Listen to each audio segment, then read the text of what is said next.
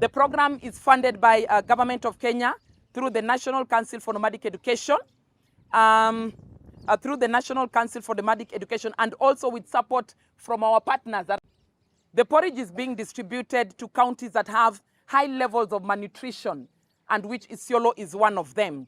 This porridge is being given as a mid-morning snack to learners in the grade 1, 2, and 3, since these are the areas that are crucial for development and growth.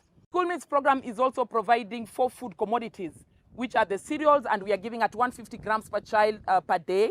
The pulses, which we are giving at 40 grams per child per day. The vegetable oil, which we are giving at 4 grams per child per day. And finally, the salt, which we are giving at 2 grams per child per day.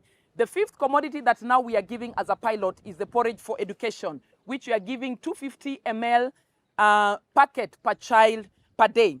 And this porridge enhances access of learners to schools and also promotes the cognition within Kenya. Attendance is absolutely of vital importance, because if you don't have academic attendance, then you don't have children attaining the grades they're supposed to attain, and you don't get the academic performance which is required, of course, for the overall educational improvement of the county and the nation. My hope, it is my ambition, we're working very closely with NACONEC. Currently, I mentioned we started the pilot with 5,000 children.